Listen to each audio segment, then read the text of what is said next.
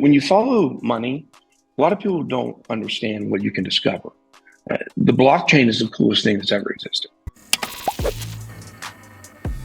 I'm not a financial advisor. When you actually understand that you cannot hide money, you cannot hide money. Monero, okay, you can hide Monero, but still at some place you have to upload fiat to buy it somewhere. Yeah. Whether it's, 94 trades down the road or whatever, and then eventually when you cash out, people are going to see that you cashed out from trading Monero, right? So even when using privacy coins and the chain analysis, I've gotten really good at chain analysis. Cassie's even better than me, and Jake, of course, is better than both of us. He's been teaching us, but chain analysis is just so fascinating because what you see is you see people's past sins. You see people's sins that were done many, many, many years ago that they thought would never be uncovered. But as blockchain analysis and chain analysis has gotten stronger and stronger and stronger over time, actually, some of those things are even able to be uncovered. And so finding out who did the parity hack and who did some of these other hacks, it's possible now. And I can tell you one of them's caught for sure. Ben, do you think this news that's going to come out, is it market moving or is it just kind of a black stain, these guys were doing this type of stuff, but would it affect prices, you think? That's a great question. I think it already has. I think it already has, and people haven't realized it. Because there is a large amount of money. Have you ever heard of Ren dark pool? No. So Ren, a lot of people have no idea what Ren even is. It's a coin. A lot of people have heard of it. And then back in 2020, 2021, it was getting pretty big. And it's got this weird kind of like fancy hashtag logo. It's not a hashtag, it's many more lines going through. And it looks kind of cool. And, the thing about it is people don't realize institutions use Ren. How do they use it? Well, you create this thing called a Ren dark pool. And I'm not going to explain the mechanics of exactly how it works.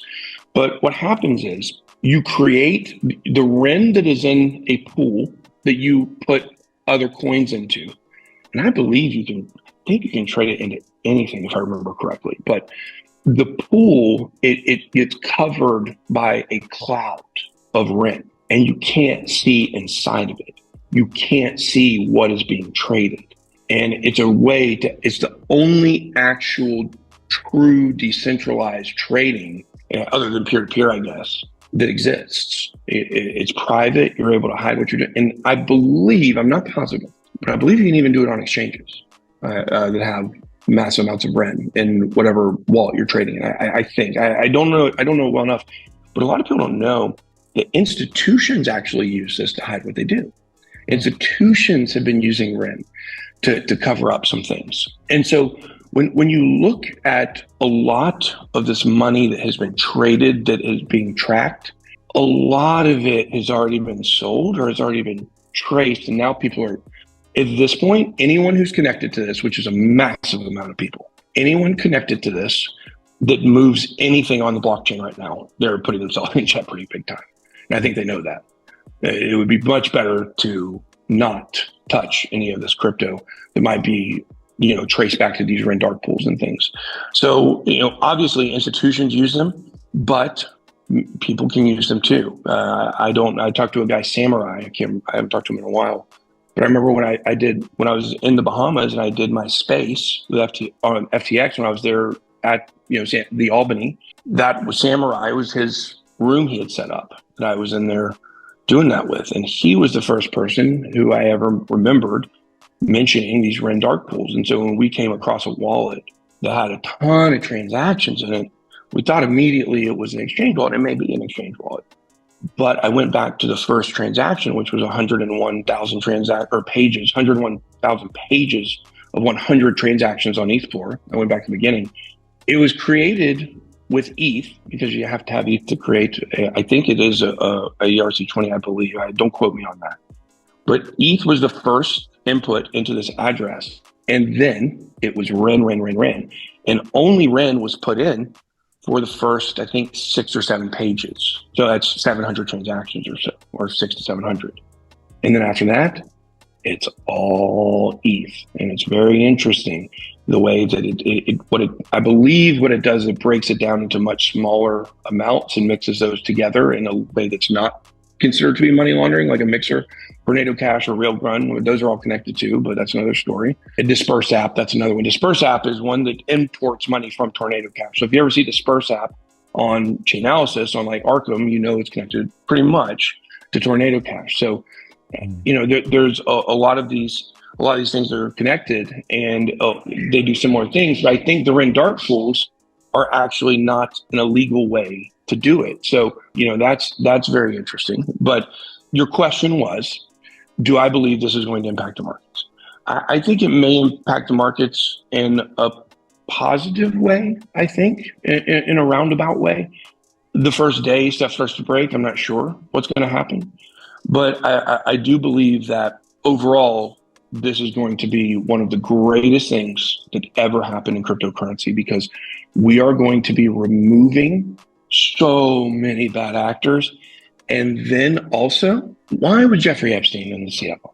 Why was Jeffrey Epstein in one of the most powerful councils in the entire world? And when you look back at all the things that he did, and you start to realize that there was a list of people who visited the island. Now, Tony, I want to ask you a question. Do you believe that every person who ever visited that island did horrible things?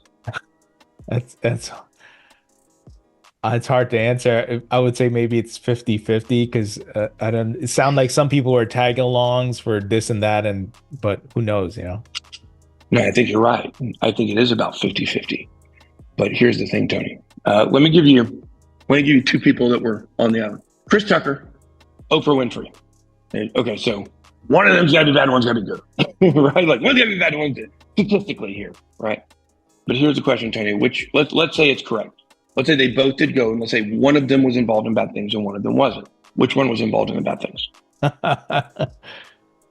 Given the demographics of what was happening here, maybe Chris Tucker. Maybe. What did you hear about the stuff in Hawaii with Oprah? Maybe in some burning forest. You know any of that stuff?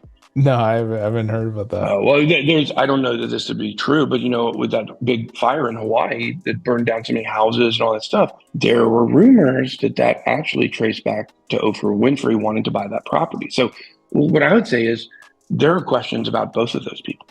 And the thing is, that's the point, Tony. There's no way to determine which one is good and which one is bad, which means that the person that's not bad, now, just by virtue of visiting the island, not realizing what was going on, they could also be under blackmail, because before the list came out and people knew who was there, these people had evidence of these people on the island. So it's a way to blackmail multiple. Now, I don't know if this has anything to do with why he's on the CFR. I'm just talking about what happened. I don't know. That's a question I always ask people. Why was he on the CFR? Yeah, nobody can answer that question. I don't know why. But on a side note, as I'm saying here about this, anyone who visited that island is under question. And that is a means of manipulation and control and blackmail and extortion. And these are the tools that these people use. And then not only that, but they tend to make their victims feel like the guilty parties. So, what would people think if they knew you were there, Oprah? Oh, I know you didn't know. But man, think about all the bad things that happened there. You were there. You see, that is 100% how these people operate.